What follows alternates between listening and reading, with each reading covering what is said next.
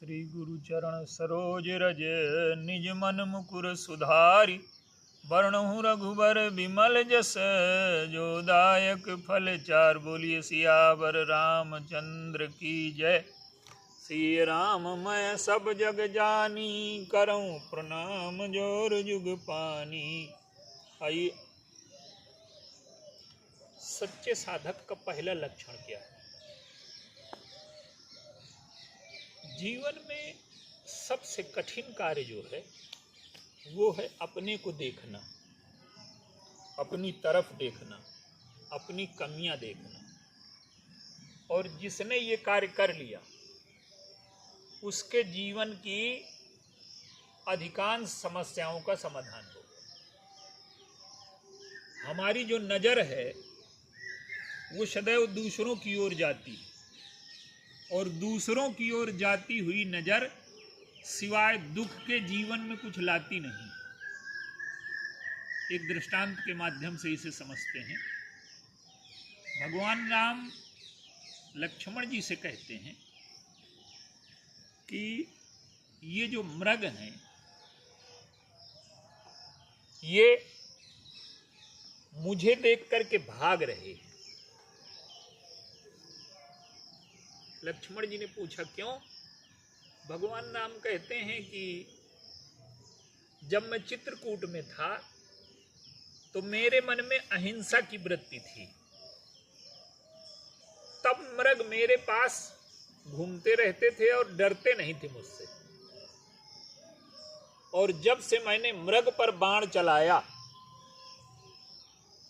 तब से मृगों का मेरे ऊपर विश्वास नहीं रहा, उठ गया। लक्ष्मण जी कहते हैं कि सब भग भी तो नहीं रहे, कुछ रुक करके देख रहे हैं। तो भगवान राम कहते हैं कि ये जो रुके हैं ये अपनी पत्नियों के कहने से रुके हैं, और पत्नियों ने रोका है कि तुम रुको, तुम्हें भय नहीं है। क्यों? हम ही देख मृग निकर पराही, और मृगी कहाँ ही तुम कहाँ भय नाही। मृगियां कह रही हैं कि तुमको भय नहीं है, और तुम आनंद करहु जिए जाए, और कंचन मृग खोजन ए आए।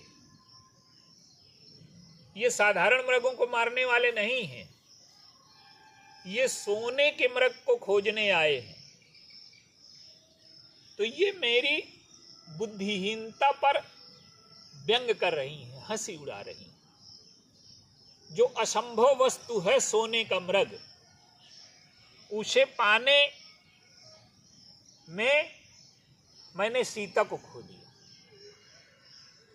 तो भगवान राम का जो चरित्र है उसमें जय का पक्ष भी है, पराजय का पक्ष भी है, गुण का पक्ष भी है, दोष का पक्ष भी है। तो गुण और जो दोष का पक्ष है वो हमें सावधान करने के लिए। तो जो सच्चा साधक है सबसे पहले अपने दोषों को देखता है, और जिसने अपनी कमियां देखना जान लिया उसके जीवन में उत्थान का मार्ग खुल जाता है। आप देखें, हमारे शास्त्रों को पढ़ना बड़ा कठिन है, इनको समझना बड़ा कठिन है। लंका का वर्णन किया गया सारे शास्त्रों में, पर किसी भी शास्त्र में लंका के वर्णन में दर्पण नहीं आया, और अयोध्या के वर्णन में दर्पण आया। दर्पण का अर्थ है अपनी ओर देखना। देखिए, दूसरे को देखना सरल है, अपने को देखना बड़ा कठिन, क्योंकि दूसरों को देखने के लिए केवल आंख चाहिए, और अपने को देखने के लिए आंख और शीशा, दो चीजें चाहिए। बिना शीशा के हम अपने को नहीं देख सकते। तो अपने को देखने के लिए आंख और शीशा, और यदि हम अपने जीवन को देखना चाहते हैं, अपने दोषों पर नजर डालना जानते हैं, और अगर हम अपने दोषों को नहीं पहचान पाते तो हम कभी जीवन में साधक नहीं हो सकते। तो जो साधना का मार्ग है उसका पहला बिंदु ये है कि हम अपने दोषों को पहचानें। और भगवान राम स्वयं पर व्यंग करते हैं, दूसरे पर व्यंग नहीं करते। तो ये जो दृष्टांत है ये साधकों के लिए प्रेरक दृष्टांत है कि हम अपने दोषों को, अपनी कमियों को जानें और उन दुर्बलताओं से, उन दोषों से, उन कमियों से मुक्त होकर के जब हम जीवन में आगे बढ़ेंगे तभी साधना का मार्ग प्रशस्त होता है। तो साधना के मार्ग का जो पहला कदम है वो है अपने दोषों को पहचानना, अपने दोषों को पहचान लेना, अपनी सामर्थ्य को पहचान लेना, उसके अनुसार अपने जीवन की यात्रा प्रारंभ करना।